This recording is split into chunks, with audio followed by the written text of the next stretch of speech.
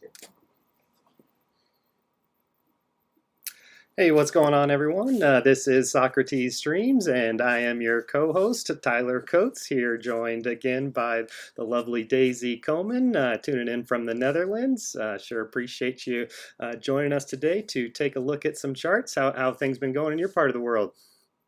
Hey, Tyler. Yeah, it's good over here. It's 10:30 in the evening here. It's always the time difference. You always have to figure out when to go live, right? So we had a lovely day. It's just beautiful weather here in the Netherlands. I don't know how it's over there, but yeah, of course, everybody's like quarantined and wanting to go out, but I did catch some sunshine today, and yeah, a good day. And the Netherlands is okay, you know, corona-wise, so big subject lately. That's for sure. Yeah, okay. Yeah. Glad to hear that you're getting some good weather, and yeah, we have been making quite a good team as of late. Today is the first day I introduced you as the co-host, so I do think that. Oh my god! Okay, Yeah, so much stress. you're moving on up. Just got upgraded to a moderator in the chat, so that's real nice. One issue is that we have like one small window where we can do a stream together. I'm looking to wait until the markets close around this time, and she's getting ready to go to bed a little after this time. So a good window here for us today, and I appreciate you joining. There's going to be plenty to talk about, and yeah, the weather's finally started to turn nice here as well. It's spring is in the air, so that's always puts me into a good mood anytime when the time changes and the days get longer and the weather gets warmer. My smile gets a little bigger, so I'm definitely. Yeah, that's good. Yeah, that's good. I remember you showed me snow not too long ago. So. Yeah, it just melted not too long at all. So thank you all for tuning in. Quick shout out to Fibbo Swanee in the chat. He just posted a great chart on the S&P, taking a look at that current action. Would recommend anybody go over to his TradingView profile to check that out. Alpi, Eric M, Leo Money, Dan SK, Bitcoin Bernoulli. Good to see you guys. Thanks for tuning in. Daisy will be keeping an eye on the live chat. So any good questions come up, she will run them my way, as long as I'm not rambling on too much about whatever I want to talk about. So with all that being said, we might as well just go ahead and dive on in. I will try to speak up, guys. Yes, I did not buy a new mic yet. I'll try. I'll try soon. Let's dive in. So. Okay, and it looks like I am having an issue with Zoom. I am needing to quit Zoom so that I can screen share. So I apologize. What I'm going to have to do is quit our meeting here in order to be able to screen share. So I'm going to send you a new link, and then I'll just be here in the meantime. So there you go. Now I think everybody will be looking at my chart. Just starting a new Zoom meeting here. We'll just take a second. Okay.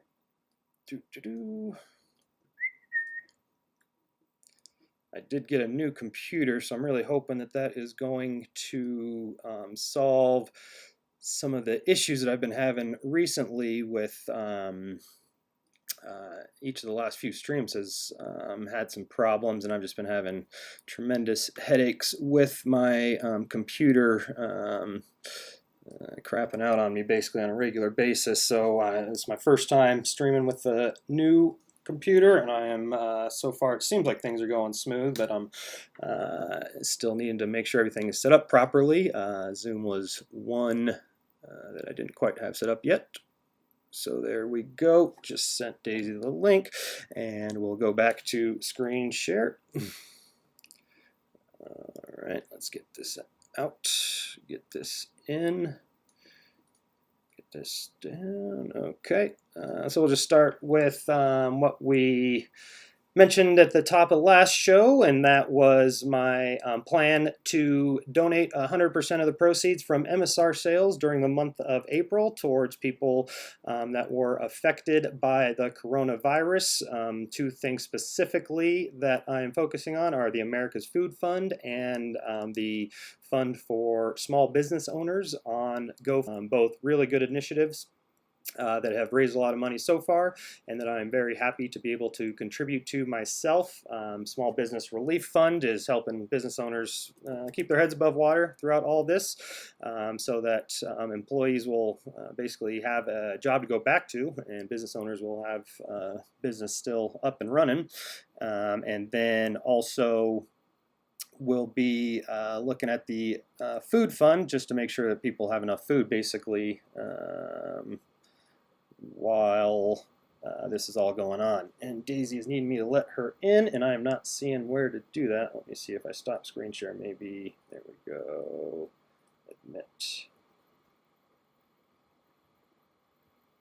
All right, and I see it says no video for Daisy.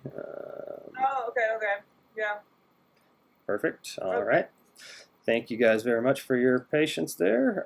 We will be getting into the charts here momentarily. And okay, guys, okay, now I'm wearing my headset again, which last time sucked, but let's see what the live chat says, if this audio is better or not. It's either the crappy computer audio or the crappy headset, so you guys choose.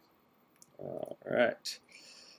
And I'm not sure why I'm only getting one of our pictures here. Maybe that'll do it. Be too big. Okay, so yeah, just sharing, reminding everybody we'll be donating 100% of proceeds from MSR towards America's Food Fund and for the relief for small business owners through GoFundMe. Right now, $5,000 has been donated, and there is another $1,000 on the way, just waiting for withdrawal to be deposited. So at this time, $6,000 in total will be donated to those two causes. Just been splitting it down the middle, basically. So really appreciate everybody for signing up and contributing. Hopefully getting a nice tool to help guide you through the markets, and also getting that money put towards a good cause. So very exciting stuff. Thanks again for everybody who has bought in the last month. Okay, with all of that being said, it's time to take a look at the price of Bitcoin. Great. Okay, I'll try to put it on maximum volume. This is all I can do. Let's see. Yeah, let's look at Bitcoin. There's some action happening. All right. Since the last, yeah. And I just turn my volume up. Sometimes if my volume's down too low, it won't come through. Yeah. No, I'm good. Yeah, I have to do it. Like, I'm on a Mac, guys. So, yeah. Excellent. All right, so let's just start out by saying, before I share my analysis, I like to share what my positions are, basically to let you know if what I'm telling you is against what I'm betting on, or potentially if what I'm betting on is maybe clouding my vision, that type of thing. I think it is important to know if you're getting analysis, what sort of positions are in place. So let's take a look at MSR.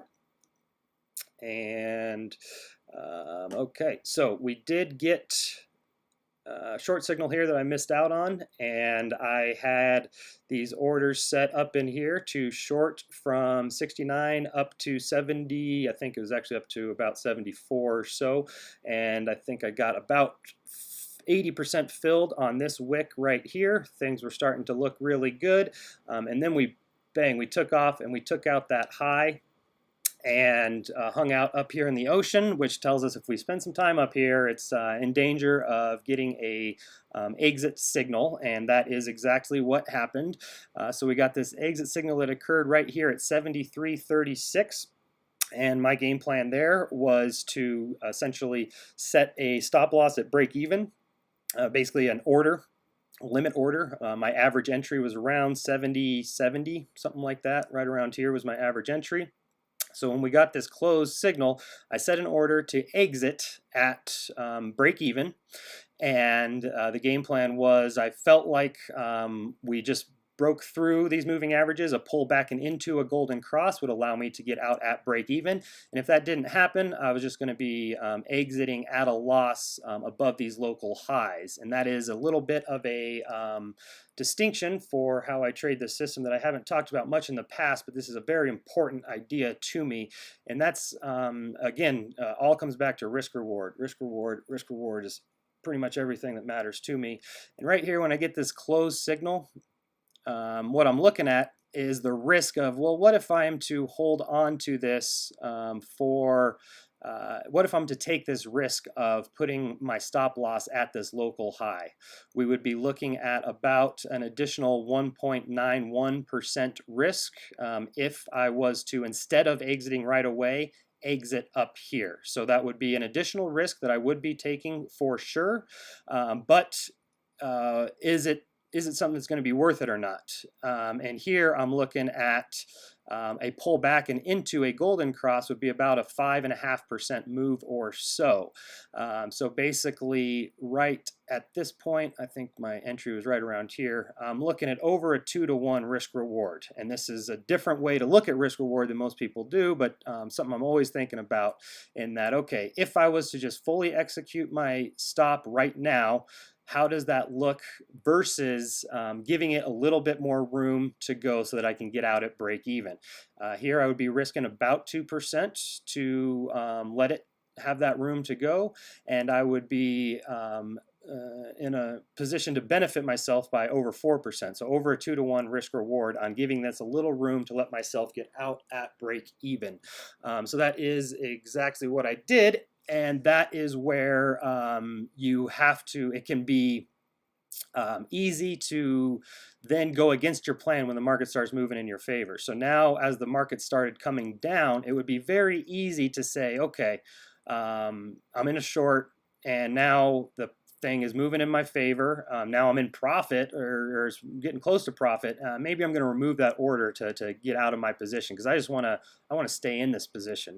I'm in a short now. It's moving in my favor. That's what will often happen when people say, okay, here's my exit. I want to wait for a little better price. When that better price comes, now you're like, well, I don't want to exit anymore. I want to let this thing keep going, see if I can make any money. That's not how to do it as far as I'm concerned. So here, as price was coming down, I had orders to exit my short right about here. Got very close to filling on this candle. It was a bummer that it didn't, but then it gets filled here and it immediately keeps moving down. Was I then bummed like, oh man, I should have held on to that position? No, absolutely not. MSR is telling me to exit. It's telling me no trade zone. It's telling me to stay out. If I can take a stab at a market like this and enter a significant short position and then get out at break even, costing me nothing, that is beautiful. I absolutely love it. And I don't care if the market then keeps moving down because I'm just going to get right back in if I get a signal. So that was exactly what I was kind of saying in Telegram and whatnot.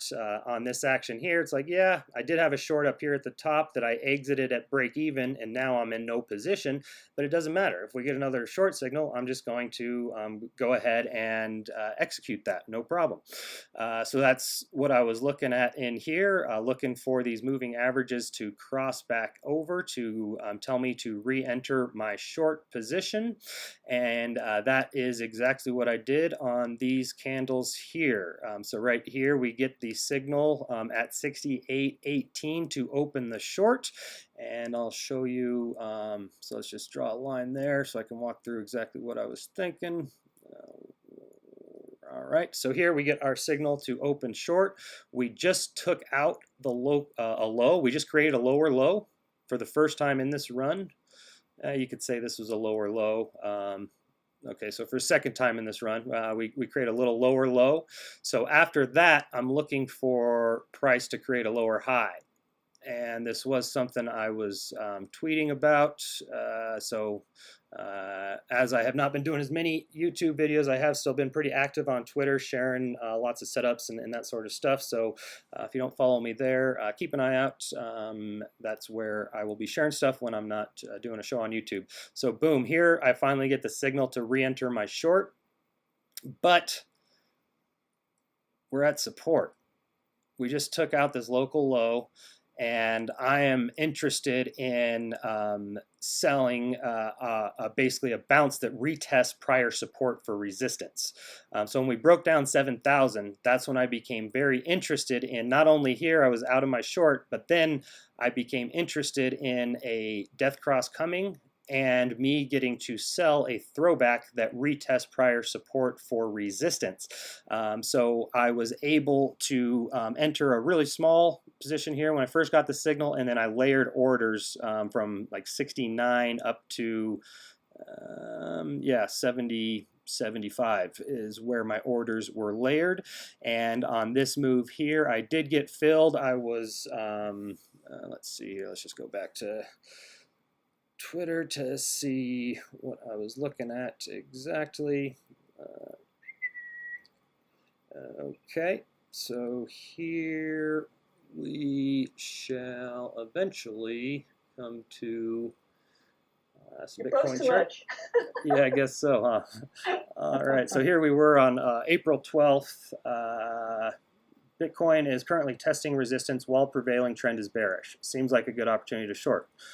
Pretty simple idea, and that was just what I was looking at here, is not only a throwback to retest prior horizontal support for resistance, but also confluence from a trend line that was coming down. So right there we saw price at 71.49 is where I said a good time to short, and that is where I was basically shorting. So yep, that got filled on that move up right there, and that was again due to this horizontal and this trend line,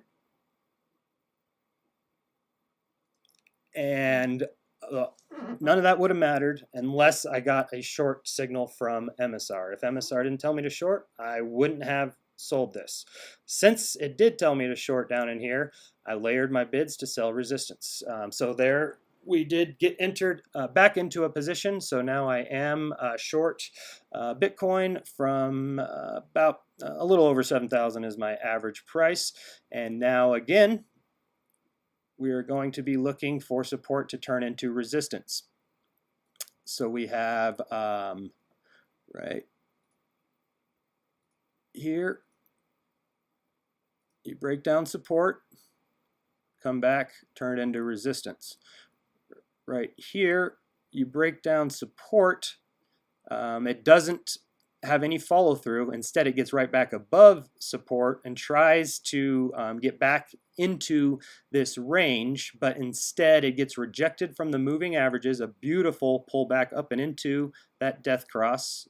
A sell signal as well at 69.50, but I was already entered, so I didn't need that. And now what we're looking at is price back below this horizontal, but it's kind of trying to work on a higher low. We got two Greek candles now, and that's significantly above this action. It's pretty close to where the closes occurred, actually right on it, so that's interesting. So that's something that I'm going to be watching very, very closely is does 67.75 turn into resistance? If not, do we just create another lower high right here off of the trend line and moving averages? So this is what I'm looking for here basically would be one of these two. Either break down the local low at 65. Actually, I need to adjust that. I do see a lot of support at 64. Okay. So one of these two is what I am expecting, either to take out this low here and then get a bounce from around 64 to come back and turn this into resistance here, or a bounce back up above that horizontal at 67.70 to retest the moving averages, where there will be a confluence of resistance from, again, horizontal, moving averages, trend line. Big confluence of resistance building at that 68 to 6,900 level. So if I'm wrong and we do take out this high, now things really do start to change, and that's not much difference. Like this is again one of those spots where just a little bit of move defines a lot. If this happens where we go from now 67 back up to 71, a lot starts to change. Now we're potentially breaking through this trend line, creating a higher high here, and if we can turn that back into support, that would be very, very interesting. And again, this is why I'm so why I really like my short position, is because not necessarily I think that the market's going down, but because of the risk reward. If the market does go against me and does this, let's do it in yellow, then I'm going to again expect to basically get out around break even. If we break through this trend line, what I'll be doing is something probably very similar. Is I'd be looking for an exit signal from MSR, and if the exit signal happened with the price way up in here or so, I would look to exit on a pullback at or around break even, and then setting a stop around a local high.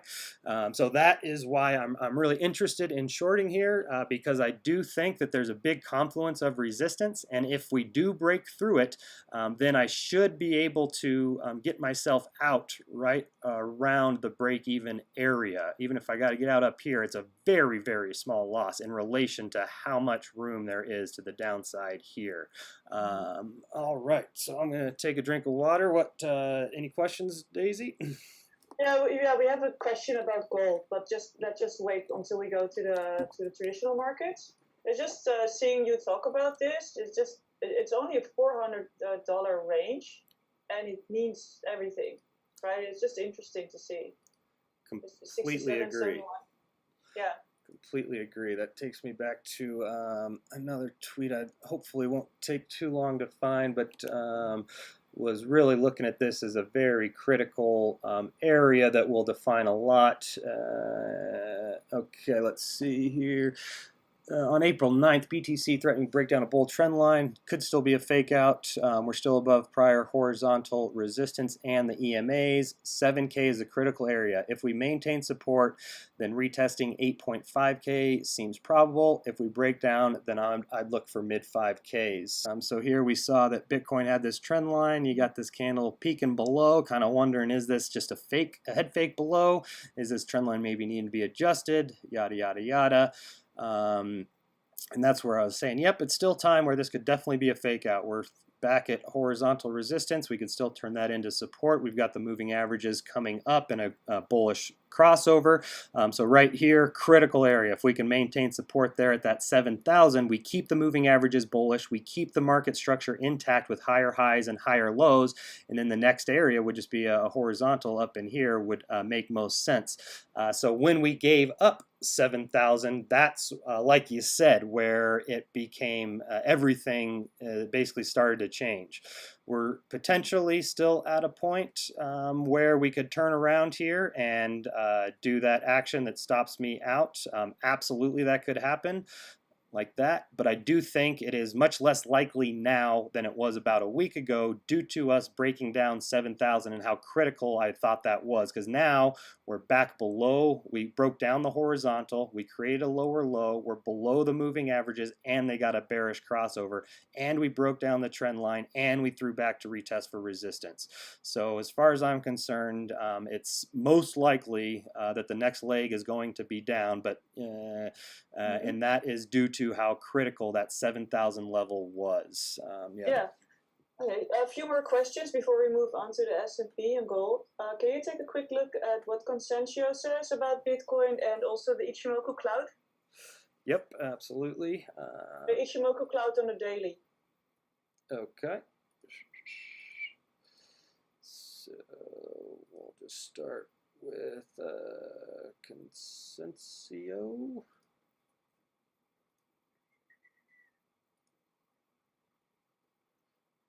And this is a pretty common question that I get to take a look at Consensio, and I would just strongly encourage anybody asking that question to learn the system for themselves. Consensio is a very straightforward system that is objective, it's reliable, and it's extremely powerful, and you can learn it mostly for free out there on YouTube. Deep dive into Consensio on the Hyperwave channel. Tyler basically gave it all away for free, and everything that I'm going to tell you now is so simple. You know, a 12-year-old could do it. So there's no reason to ever need to ask somebody else what Consensio is saying, as far as I'm concerned. So yeah, basically, when I'm analyzing MSR, that's my interpretation of Consensio. I have tried to make Consensio, try to find the settings for Consensio that are best for crypto and best for the time frames that I trade. So when I'm looking at Consensio, I'm looking at basically the 50 and 200 EMAs on the 4-hour, because that's how I use it. If you're just wanting to look at Tyler's version of Consensio, it's definitely something to keep in mind, but it's never something I use to trade crypto. And what we're seeing right in here is a really good example. And you have to remember how different Tyler was than the rest of us. He was managing big accounts and going for big long moves, multi-year moves, not multi-month moves. And if he's getting bad signals, he's generally only losing on like 10%, that first 10, 15, 20% that he entered. So if he's losing on these bad signals, it would just be on a small amount that was getting entered. So anyways, let's just take a look at right here. This was where it was bull trend buy signal, long-term moving average angled up. So as long until this crossed here, this was a buy signal, and it did go up, but that's not what Tyler would have been looking for. He would have been definitely not looking for that. He would have been looking for new highs, basically.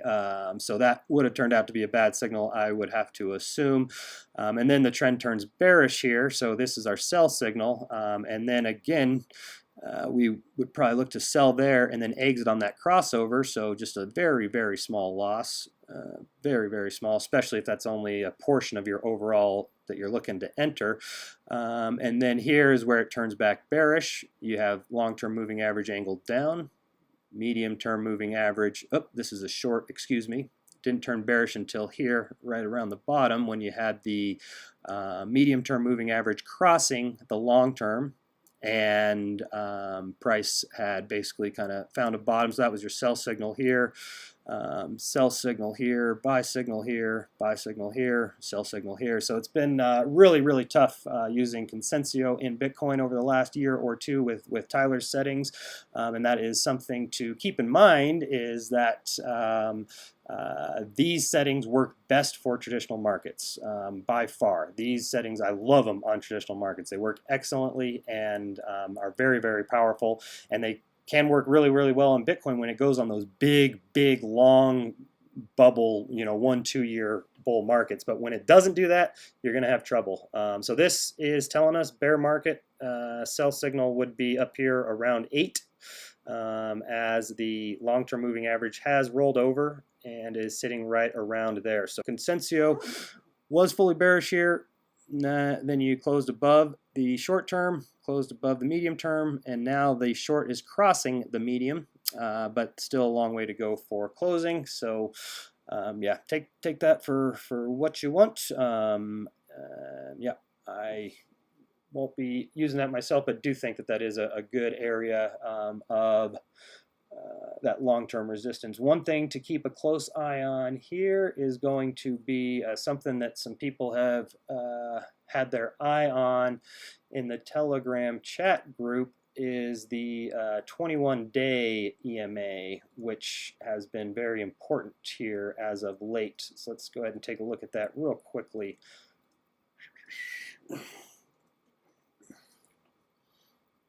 Yes, I've heard of that before. Also, some people look at the 21-week moving average, but not EMA. I think normal MA. Okay. Let's see. Yeah, it's okay. You don't have to pull it up. It's okay. All right. Yeah, I just love the EMAs. They're just so good for support and resistance and for identifying trend. So we see you could potentially just use this as your trend identifying technique, where if you're below it, it's bearish. If you get back above it, it's bullish, and then it's support.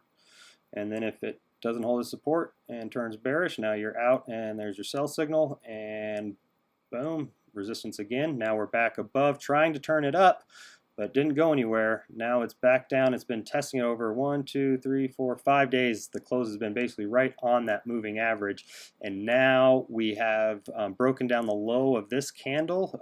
We've got 3 hours to close. Will be very interesting to see where this daily closes. If it closes below the wicks of this candle, this candle, this candle, and this candle at 67.66, 67.76, that would be a sign to me that we're going to continue downwards.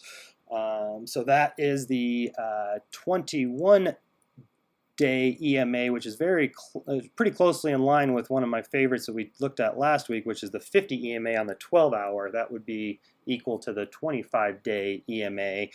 So this is what I've been following as a way to identify significant reversals, and we see it's been working very, very similarly. Resistance, support, resistance, resistance, support, and now it came back, tried to turn it into support, but now it's been breaking it down. So here, and this was again the critical area where it could just be a head fake and continue up with keeping everything bullish, but instead of that happening, when it moved up, it was just hammered, and now closed below. Look at that pullback. Yeah, those pullbacks also when it's below, it's interesting. Yep, and then a lot of support from down around here as well, absolutely.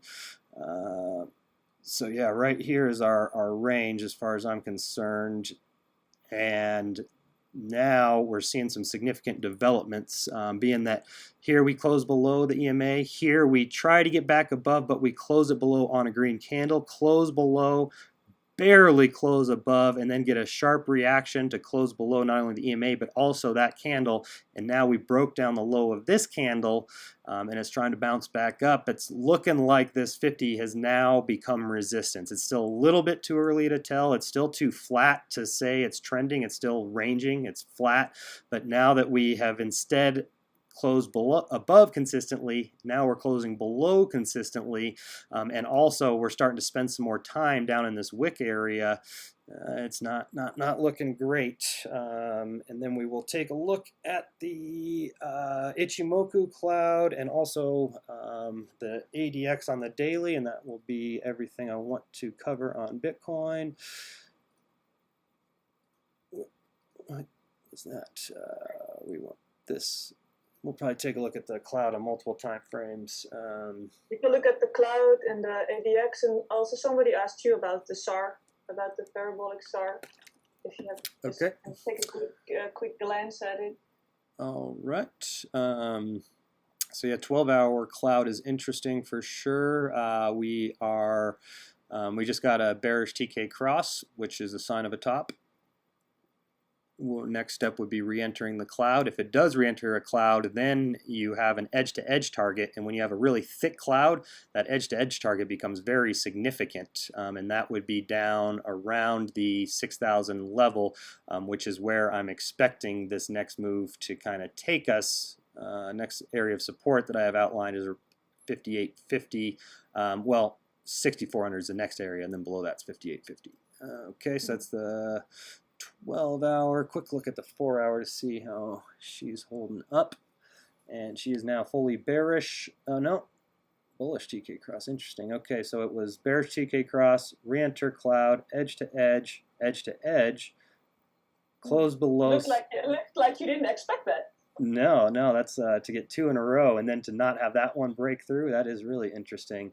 And then here's your sell signal with the close below. It instantly hops back up. Here's your exit signal, close back inside. Sell signal right here at 69.28, close outside the cloud. And then what happened was, it's just a peek through bullish TK cross. It instantly reversed. So that cloud is fully bearish. Bearish TK cross, bearish Kumo twist, price below cloud. Okay.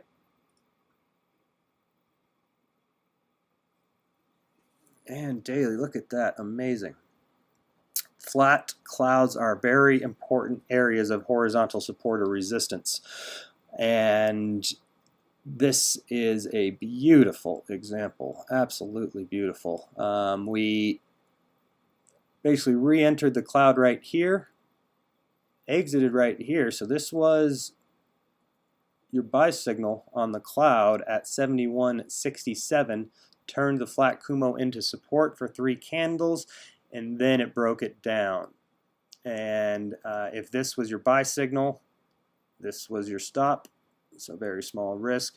And now we're back below the flat cloud. It has acted as resistance, and also the Tenkan-sen is in confluence with that resistance at around 7,000. This was a C-clamp that is suggestive of a top. C-clamps are very, very powerful indicators for exhausted moves.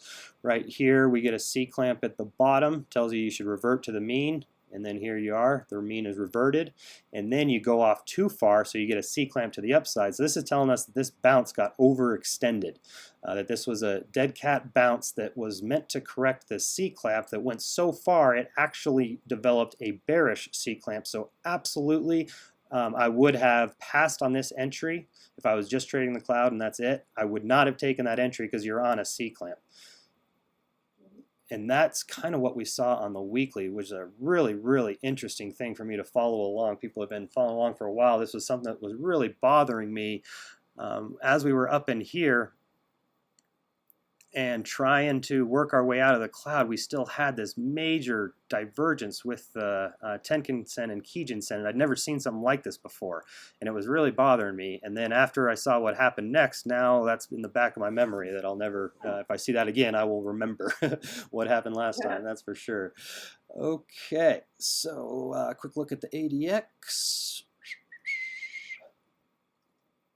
Hopefully. There we go. Okay.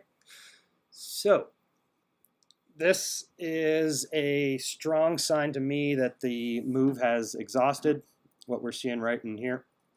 And I'll explain why.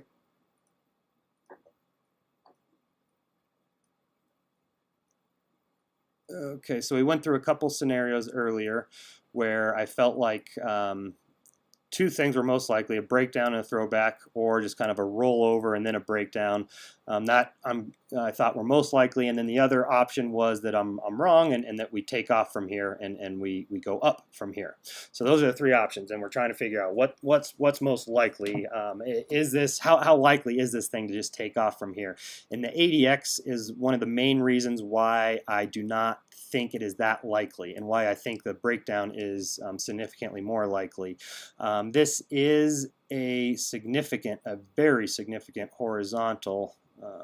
Let's see.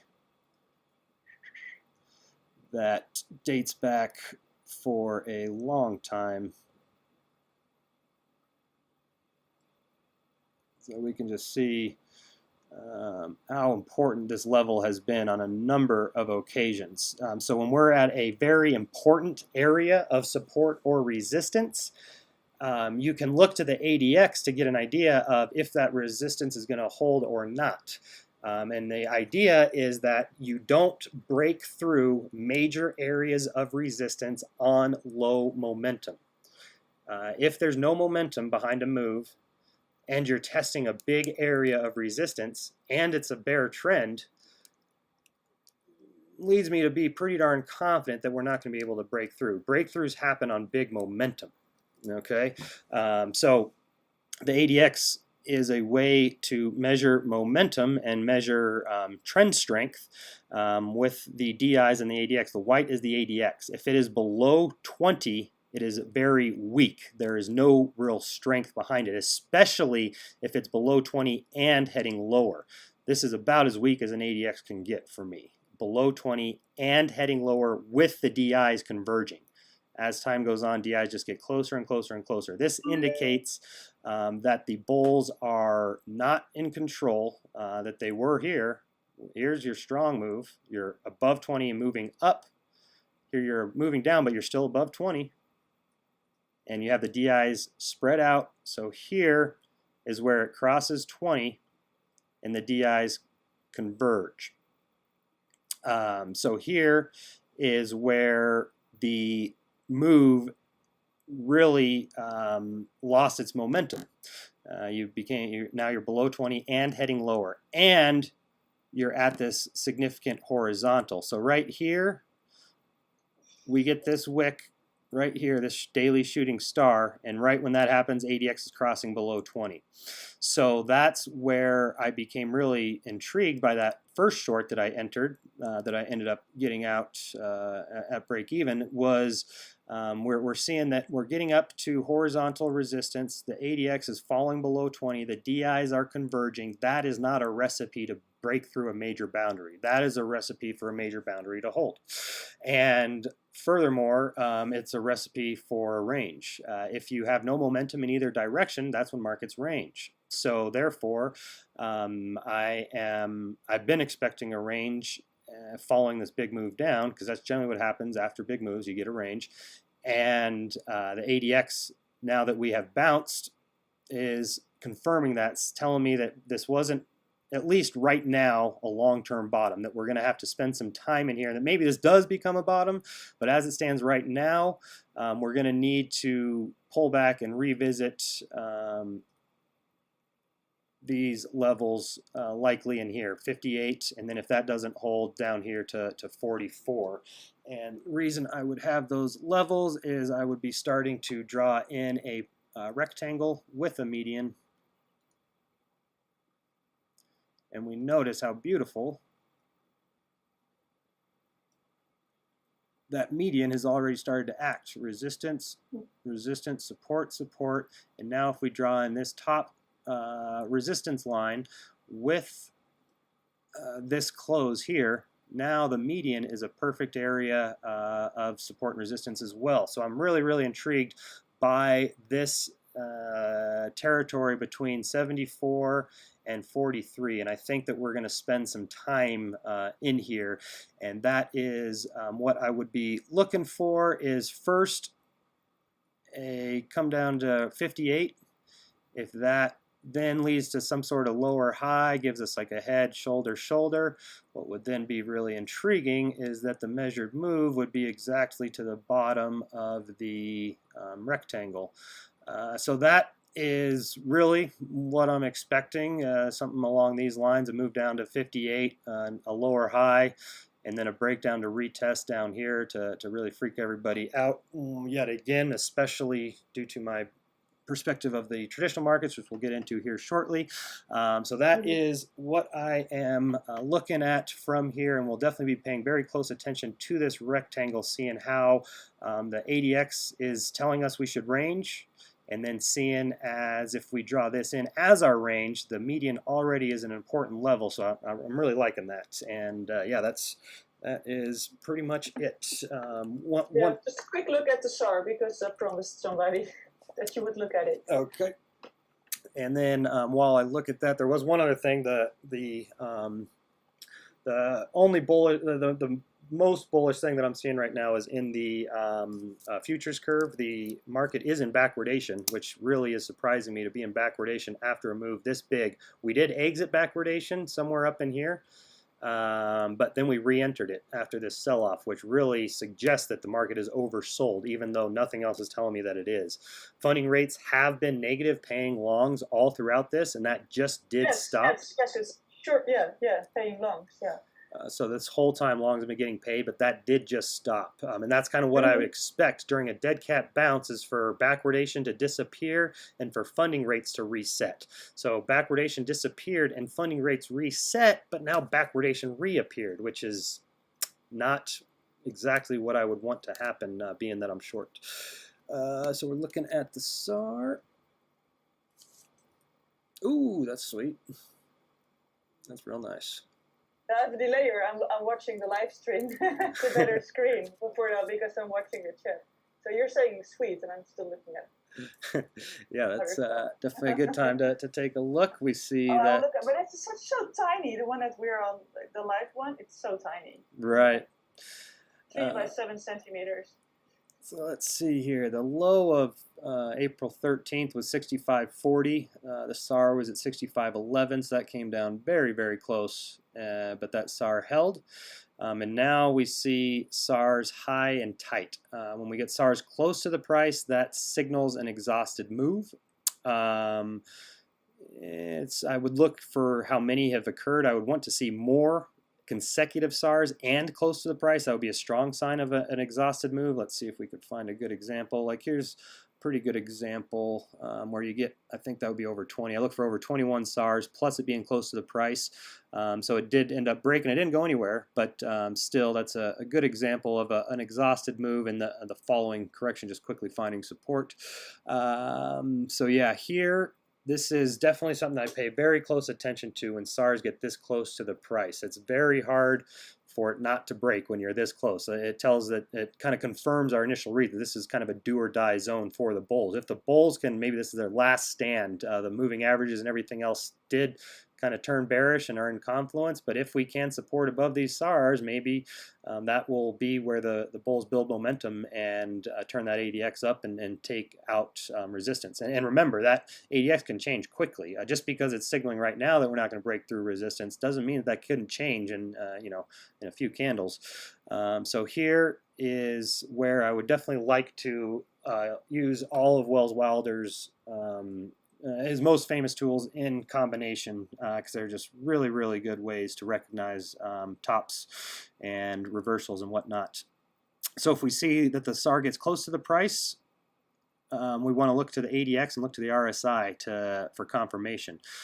If the SAR is close to the price and the bulls have a lot of momentum, this would be a great spot to long, because it would be pretty probable that bulls are going to support and not break the SAR and take off if there's a lot of momentum. If ADX is up here around 40 and DIs are diverged, let's see if we could find a good example of that. That'll be a tough one, but yeah, here we go. Perfect. Right here, it's not perfect. So right here, we're close to the SARs, poor momentum. I was hoping it'd be something like this. If you have something like this right here, with the price close to the SAR, that's where you would be interested in jumping in. Here we go. So here we've got price coming down, getting close to the SAR, and as that's happening, the ADX is starting to roll up.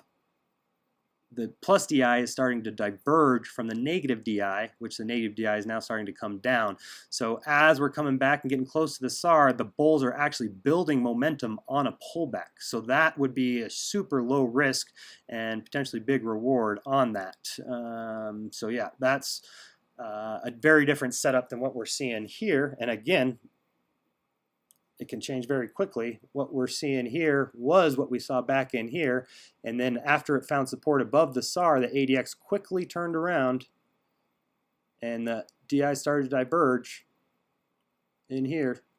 So that can change very quickly. And then notice also, I just love this ADX, notice how here you get to horizontal resistance, important level, and you're kind of wondering, is this going to hold or is it not? And you see the bulls are really building momentum with the DI shooting up on the plus side and down on the negative side, and the ADX crossing 20 and starting to move up, says that it's a good chance that the bulls are in a good position to break through resistance, because they're building momentum going into that level opposed to losing momentum going into that level. So here, we're getting close to the SAR. ADX is losing momentum. Now this is where you look for divergence on the RSI. And I'll bet we have it.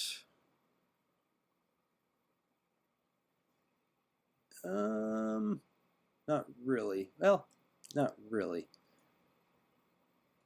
What you do get is a failed swing pattern in the RSI. Something that Wells Wilder talks about is when this RSI creates a double top instead of creating a new high. That's a failed swing pattern, which is a sign of a top. So you don't get a divergence here, but you do get a failed swing pattern in the RSI. So I guess that is maybe what would be called a hidden divergence, where the RSI doesn't make a new high, but the price kind of barely does on a wicking basis. That's yeah, basically that's a failed swing pattern on the RSI, a ADX that has lost all momentum, and a SAR that is very close to the price. So this is where I would expect the SAR to break. Interesting. All right. Any other questions? I think we can move to traditional markets.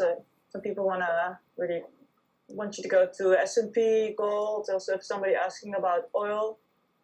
All right, I appreciate you guys hanging in, and thank you for your patience. One last thing I wanted to cover was Bitcoin market cap dominance. I actually am long altcoins right now against Bitcoin, which is blowing my mind. I can't believe that in this environment I'm long ETH against Bitcoin. That's the last thing I thought would happen, but got the signal and took it, and it's already making some money, so it's making me wonder what the heck is going on. So I am going to be keeping an eye out for what looks like a potential Adam and Eve forming. You got the V bottom, perfect. Horizontal resistance, perfect. And then what I would be looking for is a cup and handle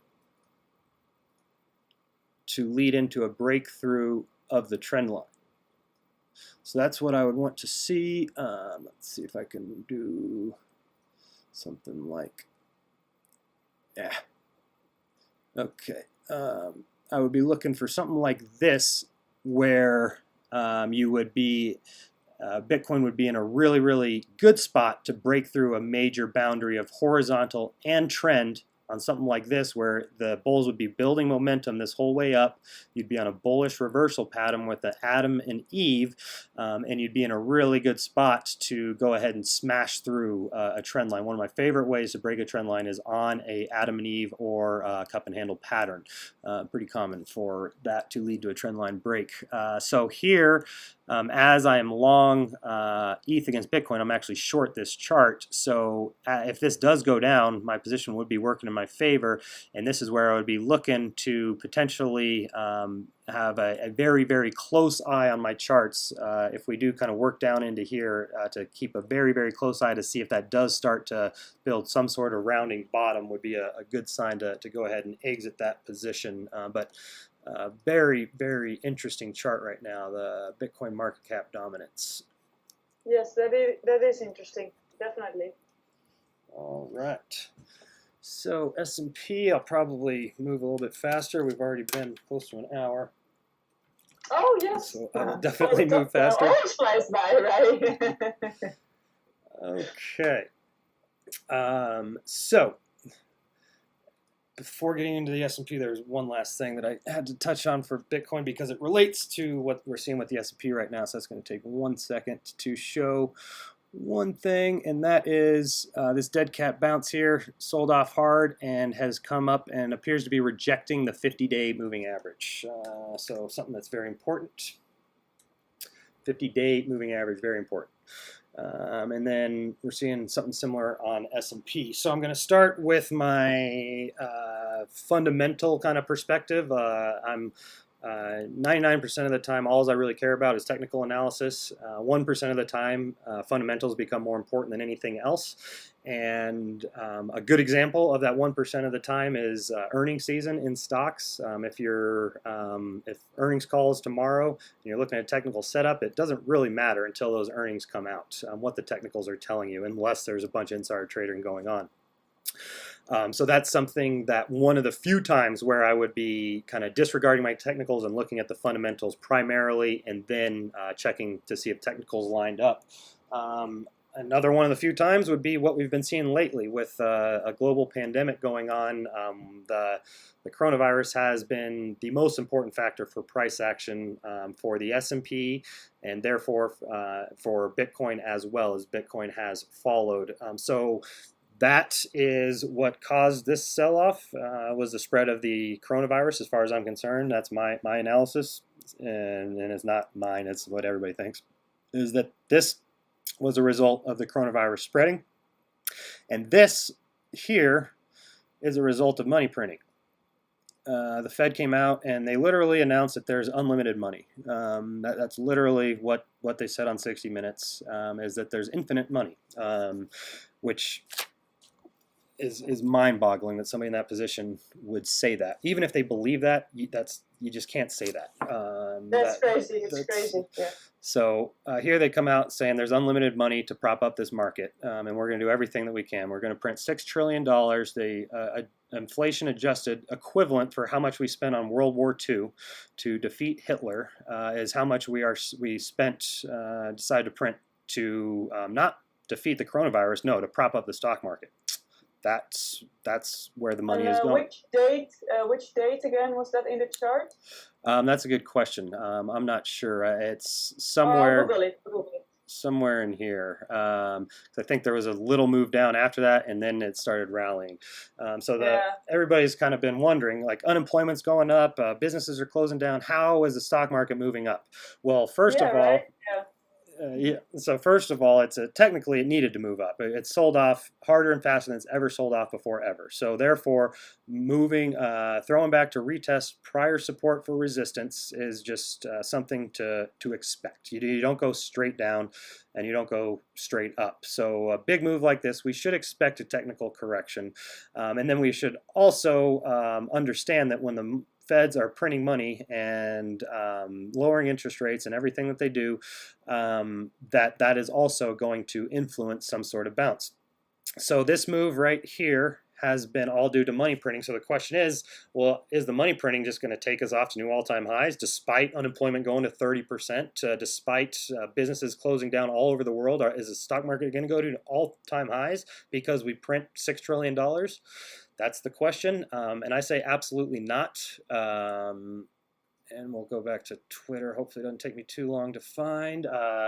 Somebody put together, okay, here we go, from at Tabi Costa. Says, global stocks lost about 20 trillion in value so far. This is just math. The real damage, including all other assets, is probably closer to 50 trillion. Add a $13 trillion shortage to globally, dollar shortage. You think 6 trillion of money printing and broke governments will fix this? It's not enough. Like the 6 trillion that they're printing still isn't enough. The global markets are so big that even 6 trillion isn't going to account for the value that was lost here. Instead, what is it? It's about 1/3 of how much the value was lost. So the money printing, therefore, should account for about 33% of $1,200, so about a $400 move. So the money printing was enough for that, just based on market cap, to move us from the low to up around 26. And we do see that we stalled out around there and looked at potentially reversing, and it kept moving. So that's a combination, I think, of a little bit of momentum, a little bit of short squeezing, and money printing as well, which has caused us to get up a little bit higher than that amount may suggest. So that is where I am extremely surprised if this thing goes on to take a new all-time high during the next month or two while we're still in the midst of this corona situation. That would be mind-blowing to me. So therefore, I am looking to short a bounce. I am looking for where is this thing going to provide the best shorting opportunity. You don't want to get in too soon and just get squeezed out on the way up, and you don't want to be too greedy, waiting for something that's just never going to come. So what are we waiting for? First, I guess two things are this area right here, from the 50-day EMA and this prior horizontal support at 2859-ish. Had turned into resistance after we broke through the 50-day moving average. So that's starting to really look like this may be the time to go ahead and start building a position. So why I think that this is the spot to start looking to the short side specifically is because of the technicals, but also because of primarily because of the fundamentals. Earnings season is now. People are just starting to announce earnings this week, and that is what should cause this to topple over. If this was a natural move down due to businesses shutting down due to the coronavirus, due to businesses laying off people, due to unemployment skyrocketing, all of that stuff happening is what causes it to go down. So that's natural. And then what causes it to go up is just either a technical sort of counter trend correction, short squeezing, and or money printing. If that's what causes it to go up, that's not a sustainable move up. And what's going to cause that move to peter out? Well, it's going to be people realizing what in the world is going on, and what's going to cause them to realize that is earning reports coming out. I've been talking to some business owners, some that own large companies, and the amount that their sales are down is staggering. It is sometimes on the order of 50%, sometimes on the order of 80%, sometimes 100% of sales being down. And once those earnings report come out, I don't think there's going to be, it's going to be really, really, really hard to keep this thing propped up. There's going to be a lot of people, a lot of selling pressure that comes out after these earnings reports come out. It's not going to be any surprise to anybody. Like these earnings reports are going to be bad. It shouldn't be any surprise. And once that happens, people that are just kind of have their head in the sand and they aren't really thinking about it from a long-term perspective, once those reports start coming out and it starts hitting the news, that's when you get the big, big move down. So that's what I am looking at trying to time shorts in line with earnings reports, that we can be, instead of kind of having to just sit back and wait and see what happens, here we can actually be pretty darn confident what's going to happen, and therefore we can start betting on it. We can start betting even before the earnings report come in that it's going to be a bad earnings report. That's probably going to be a damn good bet to make right now. Excuse my language. Okay. I agree. Yeah.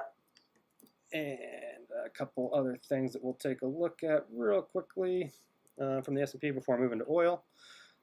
So the 2,900 to 3,000 is where I am in love with a short. If it gets there, I'm definitely going to be building that position. Right here, we've got horizontal. We've got the 200 EMA on the 4-hour. This is what I've been waiting for. This is my sell signal. As this has all been happening, I haven't even been thinking about shorting because I know what I have to wait for. And I know that it may not get there. And I may have to sit on the sidelines and try to figure something else out. Maybe look at an individual stock or something like this. That's quite all right. But if it does get there, now I've got my finger on the trigger and I don't hesitate. So here from 29 to 31, I'm just in love with a short, especially if it gets there in the next couple sometime soon. Because if it does that, when the moving averages are still bearish, that's where I can look to sell. 1 second here. So you're looking for that pullback to the 200 and the horizontal there, the whole area. So you got your bips all up there, like layered. Yes, I don't have them input yet, but I'm basically ready to here. As I'm still kind of waiting to see what happens with the earnings a little bit. I'm a little bit more cautious right now than I normally am, just having orders on the books. So I'm more proceeding with caution, but absolutely I'll be ready to sell. What I'm kind of worried about would be like some big gap up, something like this that gives me a really bad fill. So if we're in trading hours and we're here, then I'm going to look at my momentum indicators, and if it doesn't look like they're going to be able to break through, I'm going to be selling it big time. And then here's where I'm really interested in selling. If we do get up here with these moving averages and a bearish crossover, I can sell here, and if I'm right, it's probably going to dump hard, and if I'm wrong, I'm going to exit on a pullback and into a golden cross at break even. Okay. Great. All right. So that is kind of my fundamental and my technical perspective. So let's take a look at that momentum indicator right now as it is testing a critical area. 50 EMA on the daily, horizontal. ADX, what's it tell us? What do you think, Daisy? What are you seeing out of this ADX? I'm not an ADX specialist. I know a lot about consent.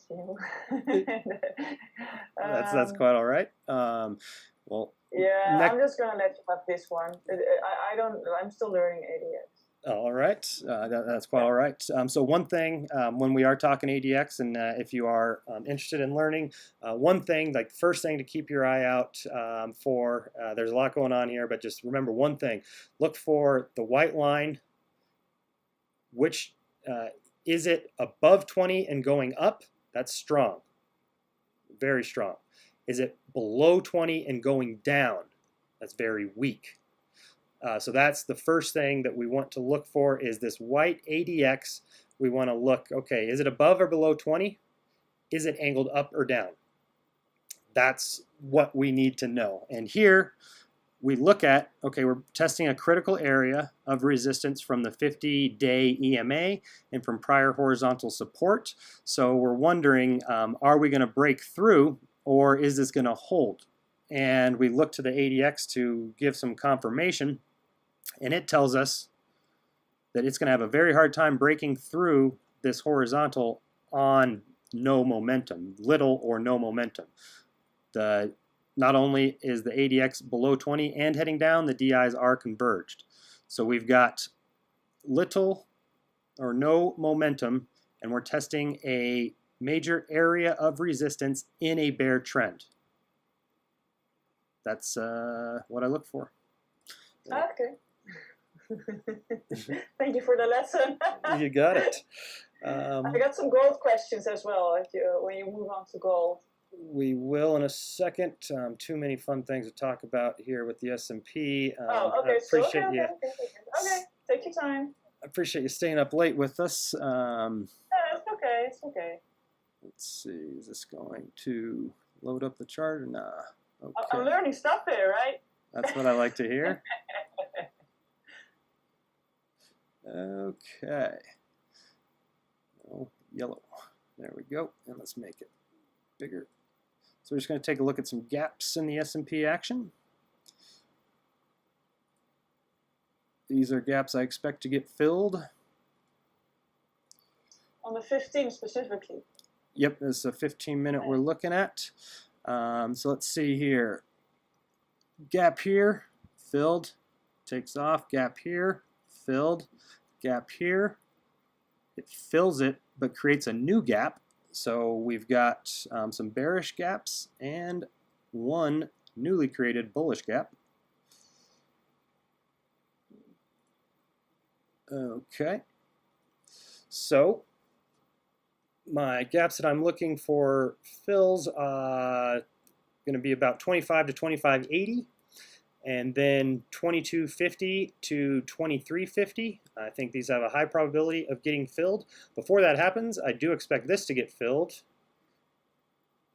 as we had a limit down 28.42 down to 27.92, working our way back up in here. Makes a lot of sense, and could be definitely will be an area that I'll be paying close attention to. All throughout here, what have we been doing? Higher highs, higher low, higher high, higher low. Is this going to hold as a higher low and lead to a new higher high, or is it going to potentially not fill a gap and dump, or is it going to fill a gap and then create a lower high and turn around? That would probably tell me that 29 ain't happening, and maybe I need to start a little preemptively building that position. So definitely pay very close attention to gaps, and it's important to understand that not all gaps are the same. For example, and this will be the last I touch on this before we move on, but something that you need to be aware of is that that breakaway gaps do not get filled. They shouldn't get filled for a very, very long time, if ever. So up here, we do have a gap in the S&P from 33.28 down to 32.60. Big gap in price. I do not expect that to get filled. To me, that's a breakaway gap. And one way to identify breakaway gaps versus gaps that should get filled is when they occur on a boundary. So here we have a trend line, and the trend line breaks, and how it breaks is with a gap down. That's a breakaway gap. If you have a horizontal resistance and you gap above it, that's a breakaway gap. So this is a gap I do not expect to get filled, and this is a gap that I definitely do think has a good probability of getting filled, and again, it's just right in that area I'm in love with shorting. So another gap at 28. That's pretty high. Yep, 28.86 to 29. That 29 is where I am looking to really enter big. 200 EMA, gap in price. That's where it would probably be a good idea to have a blind order set, just a small one, because sometimes when gaps get filled, it does so just very, very quickly in a blink of an eye on a wick. And if you don't have an order set, then you won't get filled. So I probably will go ahead and have an order there around 28.95. All right, now I think that is almost it. We're going to take a quick look at the cloud.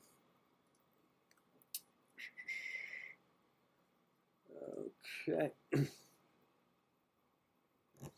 Somebody's asking me, what's Tyler's favorite Dutch food? Do you remember? We ate so much. Oh, that's a good question. I love Dutch food. I'm a big fan of seafood, and that was some of the best seafood I've ever had. Probably the best I've ever had was your sister cooking up dinner for us. That was just an incredible treat. And I don't even know what the fish is called, but it wasn't the fish, it was how she cooked it that made it so good. Yeah, it's God, I forgot the name, but it's a local fish from the North Sea. It's a flat fish, and I forgot the name because we have multiple flat fish from the sea. Yeah, she's such a good chef. That was an amazing evening. So we had a lot of good seafood. That's for that sure. Was that you ate during the whole week. Yeah. And ever since then, I've been reading up on Dutch history. Been finding it fascinating. That's been really neat. Dutch history is so fascinating because you and me were standing at the. Oh God, I have to put my volume up again. We were at the Dutch Stock Exchange trying to let them get us in, for a tour, but it was closed, unfortunately, for public because they had some security stuff happening lately. But that is the place where the first ever traded stock was traded. So we got an amazing history. So Dutch East India Company and everything. People should look into it. Absolutely, and I have been reading about that company for a bit now. Really? Yeah. So that's so great to hear. But it's also good. When you're a trader, it's just interesting to like so many centuries ago how they traded already. Yeah, I can't believe I'm not finding it right now, but here it is. It's the Extraordinary Popular Delusions and the Madness of the Crowd, written by Charles Mackey, one of the only books ever written about market bubbles, and it is absolutely fascinating. They talk about the John Law, who basically invented fractional reserve banking there in the Netherlands, which is fascinating. Highly recommend that book. Also goes with the East Mississippi Company, the Tulip Bubble. Really, really good stuff. Okay, before getting too sidetracked, we'll move on. We're already getting discussions about who has the best seafood. But Florida, that's lobster. That's different. So. Anyway, it's a cold ocean. We have a cold ocean, different fish. So, move on. Yep. All right, so just taking a quick look at the cloud. What I'm wanting to look at is we close back inside, so that gives us an edge-to-edge target of about 29.13. We're seeing a lot of things line up at 2900, giving us targets there. The gap in price, the moving averages, the horizontal, the 50-day moving average. Yeah, a lot of stuff lining up there at 2900. And the top of the cloud is in confluence. Excuse me. Here we did close below the cloud at the bottom, but notice how it wasn't a sell signal because you didn't have the bearish Kumo twist yet. And that's what's so cool about the cloud is when the bad signals occur, it will often negate it by all the things not happening the way that they should. To get a sell signal, you need a bearish TK cross, bearish Kumo twist, and then a close below the cloud. When that doesn't happen, that's negated. So now our target is 2900 based on edge to edge on the cloud. And 4 hour did just turn bullish. So that's something that I will be keeping my eye on. Bullish TK cross, close above cloud, bullish Kumo twist. And now it's fighting to turn that into support. So definitely something I'll be keeping my eye on.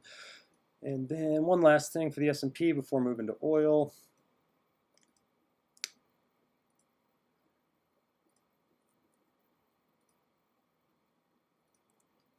Right now we are looking at a double divergence in the RSI on the 1 hour.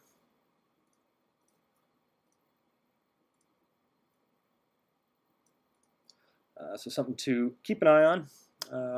That's a pretty strong sign of exhaustion. Now it has come back to test 50. If it breaks below 50, that would suggest bears are taking back control after a divergence, after a move. Would be a good sign of a top.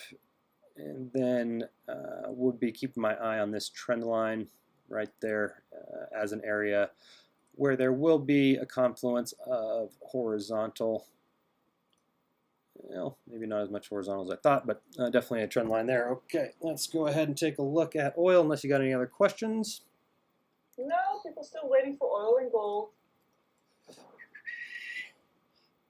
Appreciate everyone's patience. Okay, so really liking what I'm seeing out of oil here. Interested in buying these levels. Let's take a look at why. Okay. This will take me 1 second to pull up an archetype, and okay. Now we got it.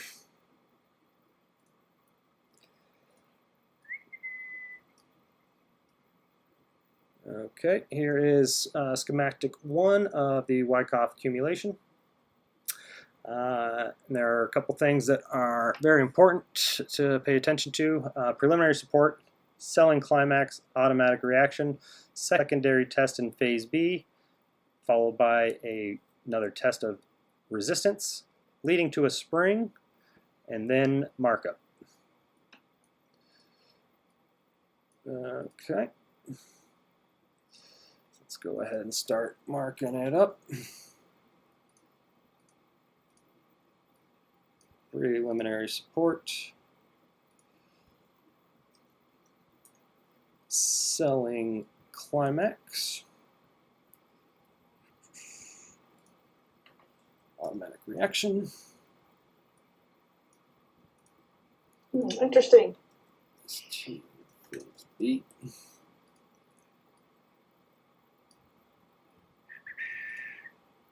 And we'll go spring question mark. And then we use the automatic reaction to draw horizontal resistance.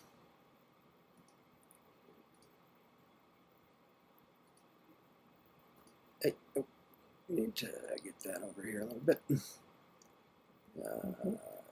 Come on down. Okay, just make it a little bit bigger there. And then we use selling climax to draw horizontal support. And secondary test in phase B creates lower low, so that's our second level of support.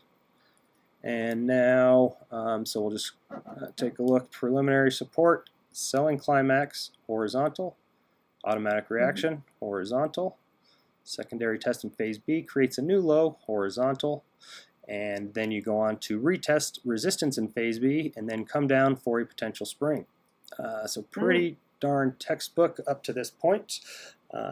Selling climax, horizontal, automatic reaction, horizontal, secondary test in phase B, new low, create a new horizontal, and then go on to retest resistance in phase B before coming down for a potential spring. Okay. Wow. So that is looking really good. And this is where the spring is, sometimes there's a big out that happens and stops a lot of people out. Sometimes there's just too much support and it fails to really push much below. And that would be a really bullish sign. And I want to take a look to see at candles if this actually did create a new low. So the low of this candle was 1925, low over here 1916. So this did create a new low. So that's potentially all that you need to wipe out the stops that were using this low as their area for stop. Even though it did it by a few pennies and it didn't stay there for long, that still will take out anybody that had a hard stop there.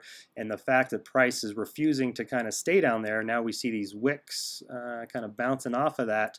That could potentially be our spring right there. We could get another big one, and we could get a spring that just completely melts down and there is no support and it keeps going down for sure. But here I'm looking at this as potentially being our spring on this candle that did create a new low, which would have wiped out stops that were using this horizontal as their stops. So if that is the case, kind of what we look for next is this would be like a creek. We would look for and then a throwback to around there where there will be this horizontal right in there. So if this happens, then we would have then the spring is in and Wyckoff would pretty much be confirmed. What happens from there is anything could happen, but if this happens now, I would say the Wyckoff is confirmed. I wouldn't have a question mark next to the spring, and I would be looking to buy that pullback. Until then, I'm more really interested in the support that I'm seeing under $20. Oil has spent very, very little time under 20. Each time it's peeked its head below, and maybe it stayed there for 4 hours, maybe 8 hours, and then quickly back above, turn it back into support. So here we go. This kind of support 2025, so really testing this threshold of 20, and we see that these wicks down here at 1930 or so, all these wicks, that price comes down, demand pushes it back up. So I'm really, really interested in building a position anywhere under $20, and we'll be looking. Yep. Well, because you just said that you were interested in the pullback to the spring, but you would already be building here in the spring. Yes, based on what I'm seeing here, I would be very interested in buying basically my buy zone that I have outlined for myself. Let me pull it up. 1780 to 1980.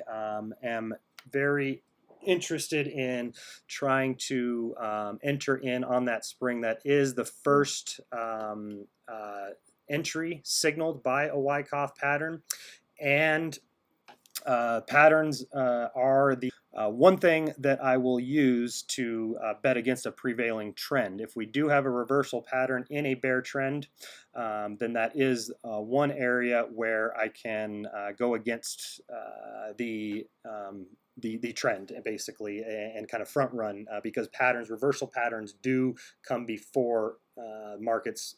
The trend actually does reverse. So that would be entirely a result of risk reward and patterns. And that first pattern was the Wyckoff. Next pattern is a broadening bottom that I'm really intrigued by. Also could be considered a Selgin bottom. Selgin was the system that Tyler Jenks developed to trade broadening patterns. So basically right here, being that this did create a new low, we have a low, a lower low, a higher high, a lower low, and then it converges right in here. So this does give us our megaphone kind of broadening bottom pattern. So if we do use this bottom trend line as an area to target a spring on a lower time frame, this is the daily, we were looking at the 4 hour, this is where I'm really interested in right here between 1980 and 1780. is where I am very interested to have support from this broadening bottom, and that would also give us a really, really nice spring on that 4-hour chart. So basically, if it does come down here, I'm going to be buying it. And if it doesn't, I'm going to be looking to buy it on that next Wyckoff entry, which would be on that. Yeah. And then one other thing to look at really quickly is going to be our horizontals.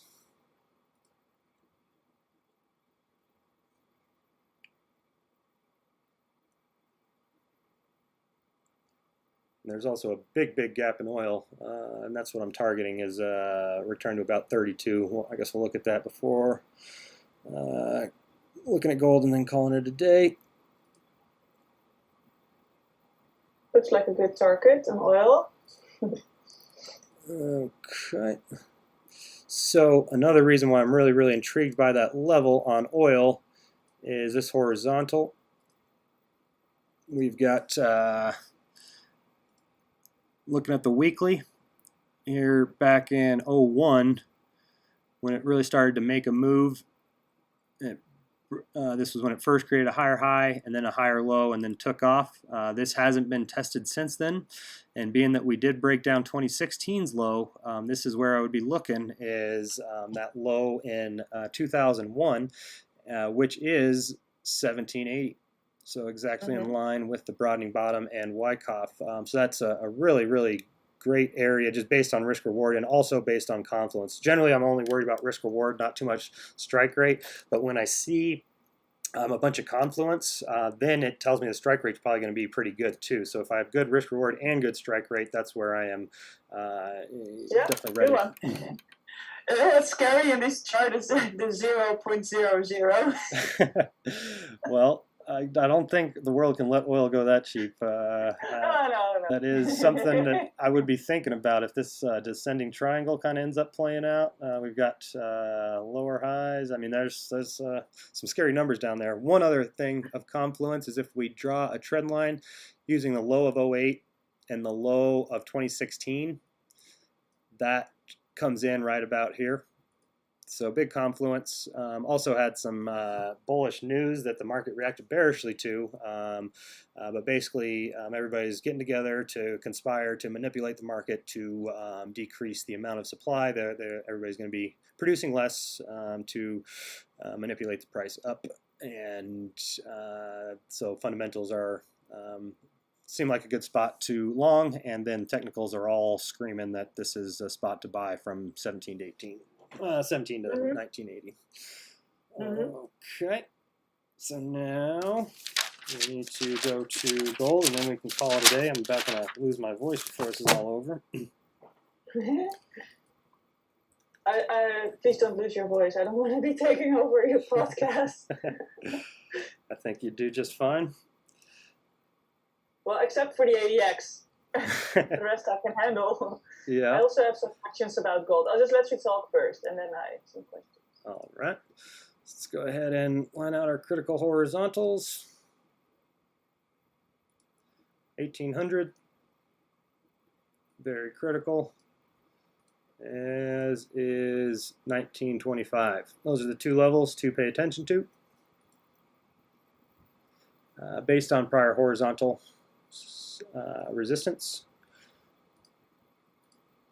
Something else to pay attention to is this beautiful rounding bottom that could turn into some sort of cup and handle. I mentioned how I love cup and handles as a way to break through trend lines. Same thing goes for as a way to break through horizontals.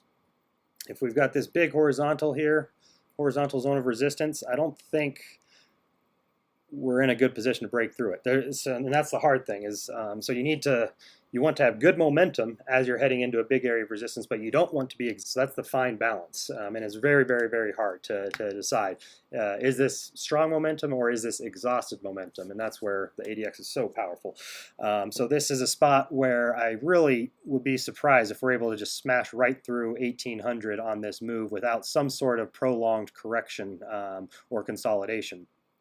And if that read is correct, then what I would be wanting to see is a cup and handles type of situation where we have this beautiful cup, and then if we find resistance here and then shoot down, maybe retest like 1500s or so, and then come back up, that would just be a dream. And that's how you break through a big boundary.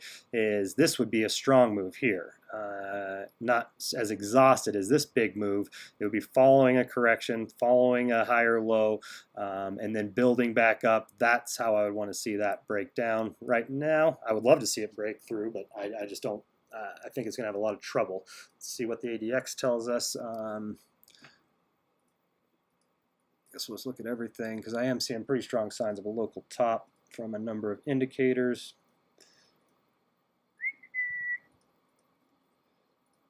So this is the weekly.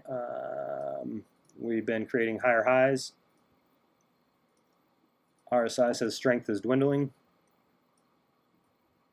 with it creating a lower high and a lower low.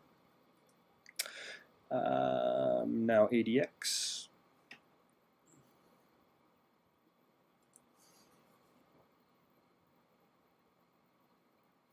That work. Ooh, okay. Oh, I already had it. So RSI says strength is waning. ADX doesn't necessarily agree.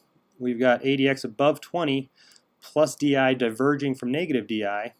That looks pretty good. It did roll over and is starting to head back down, but it's still, that's strong. That's not exhausted. It's not weak. That's strong. Okay. Now, how about our SAR? Ooh, just smashed right through it. Wow.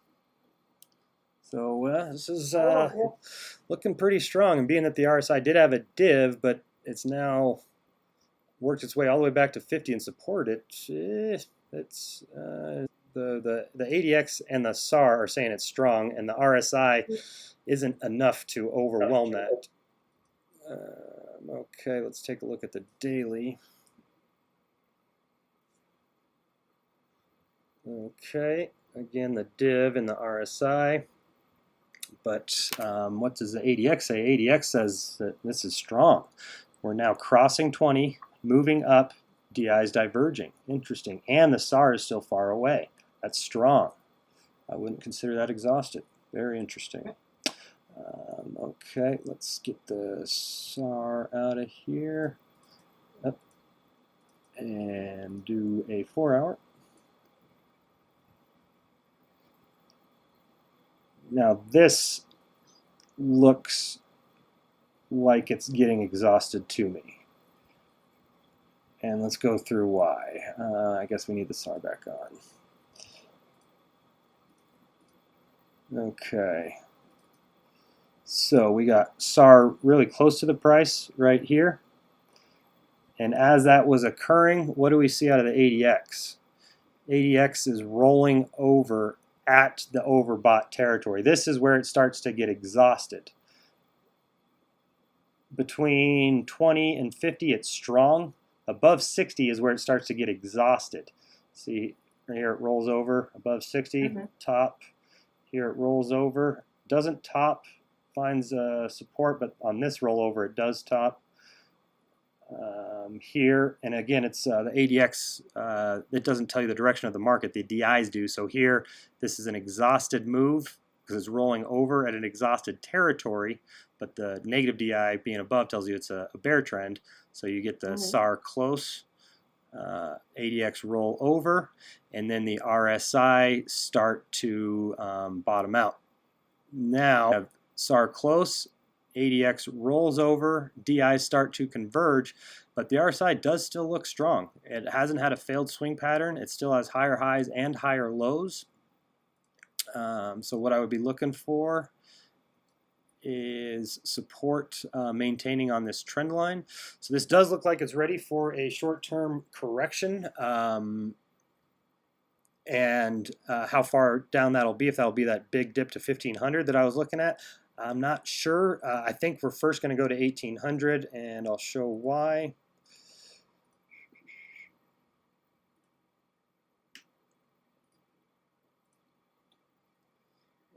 Okay.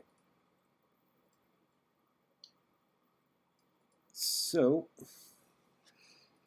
this is something I've been keeping my eye on. I didn't trade it. So I've been in for a while now, but am always keeping a close eye on patterns to give me an idea for where the price may be heading next. And was looking at this as a pretty nice shoulder, head, shoulder, which gives us a measured move to, have to zoom out a little bit. Is it going to let us?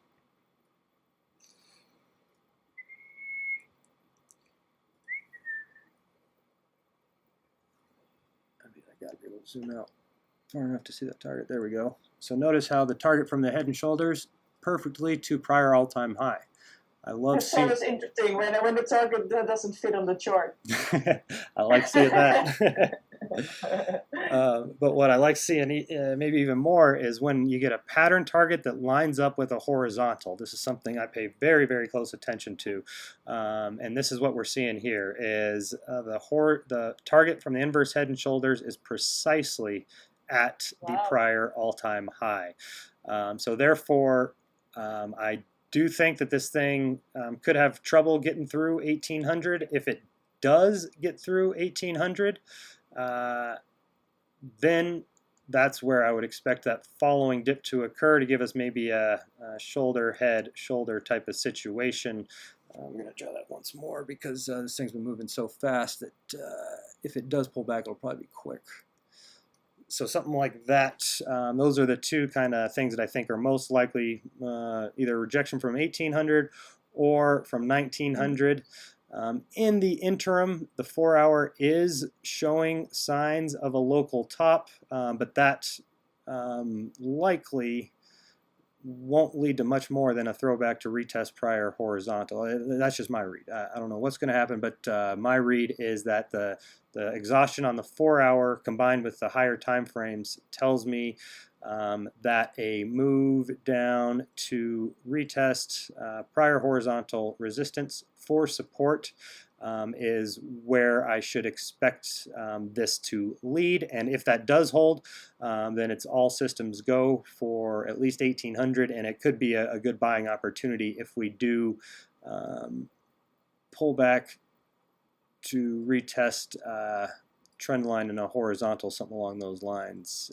So that, I believe, is everything that I've got. Yeah. Yeah, sure. I'm getting some messages in Dutch.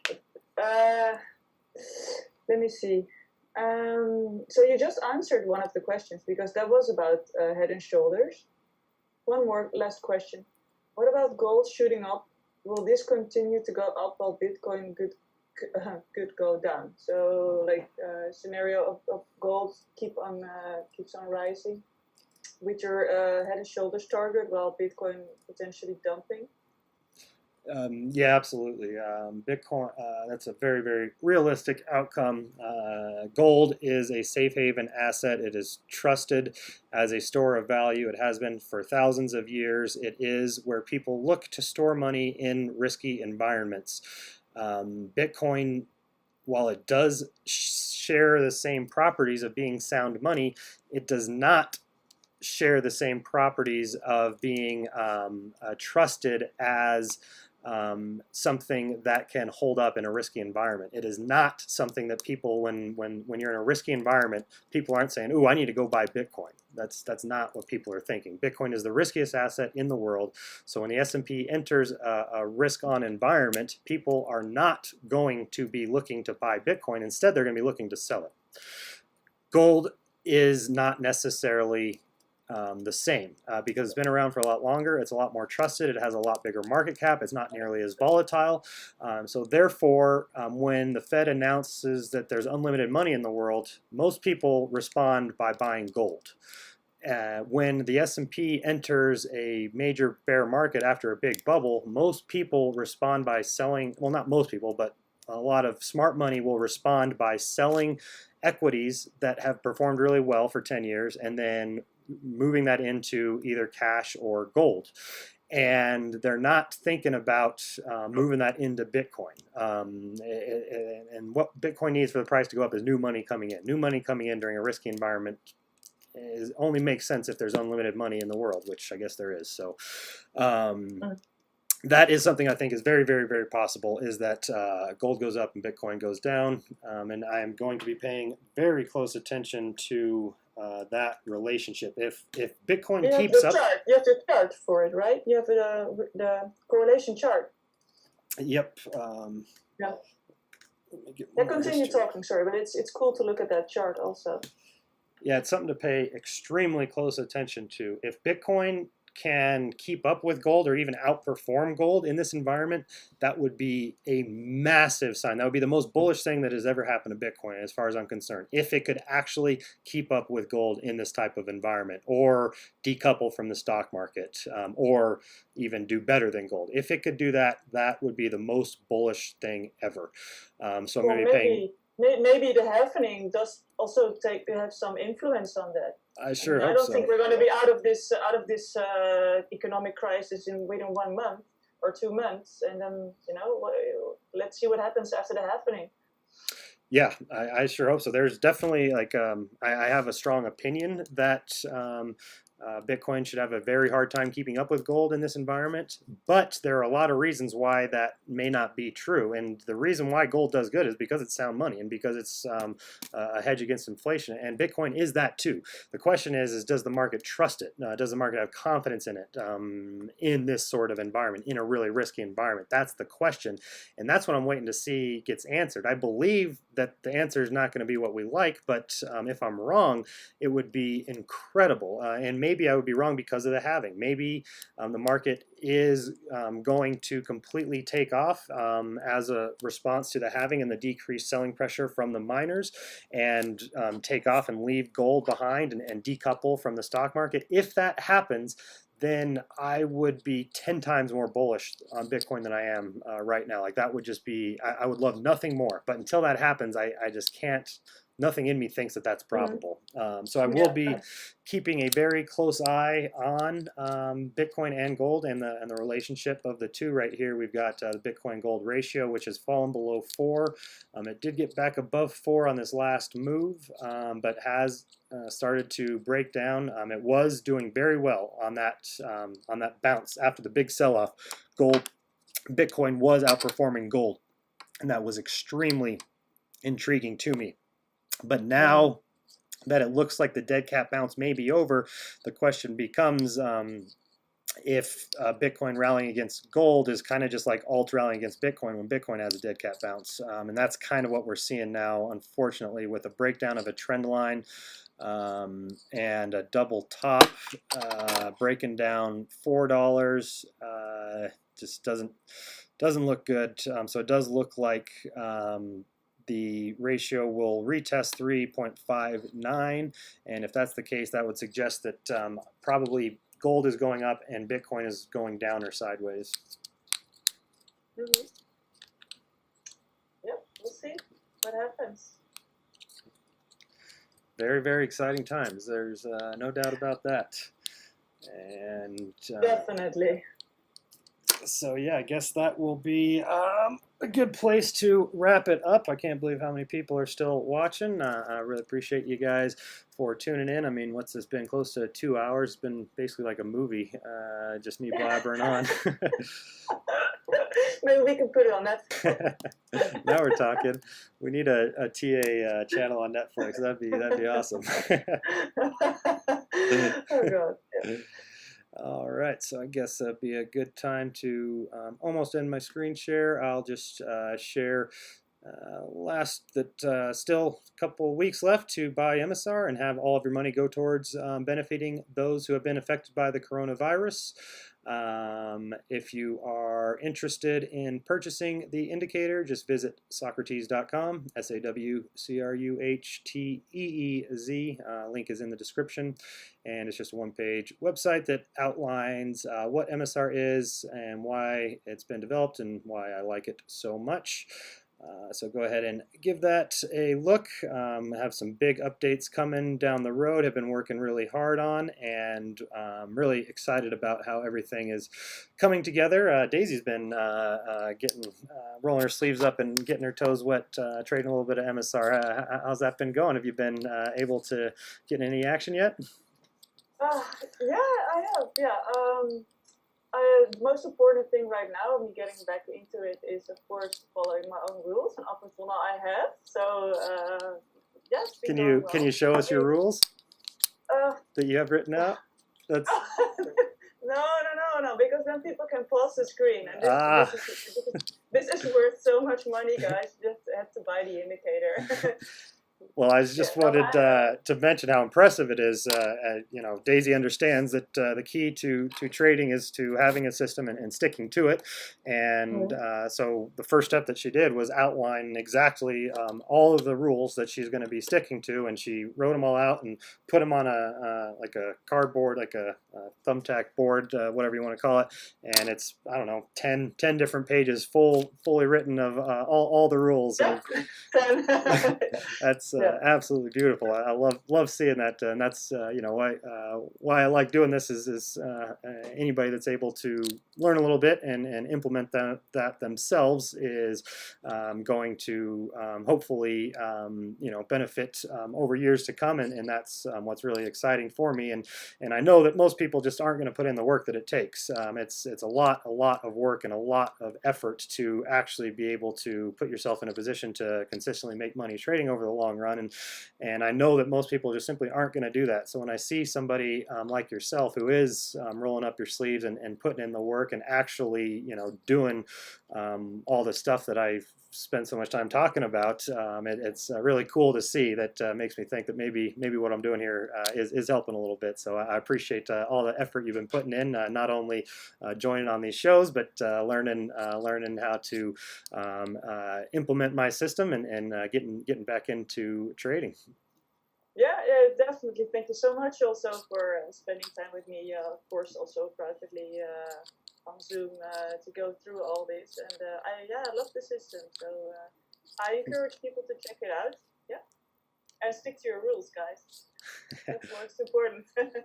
Well, that's a great way to end it. Absolutely, stick to your rules and trade with the trend and manage risk, and you will be thanking yourself in the years and months to come. So, thank you, Daisy, very much for joining us and for becoming the new co-host of Sawcruhteez Streamz. It's been a pleasure to have you on. My pleasure. And I appreciate you keeping an eye out on the chat, asking some good questions. And thank you, everybody in the chat, for tuning in, for commenting, for smashing the like button, subscribing, and sharing with anybody who you think may enjoy what we do here. So thanks again to everyone, and I will plan on catching up with you next time. Thank you. Doei. Doei. Doei.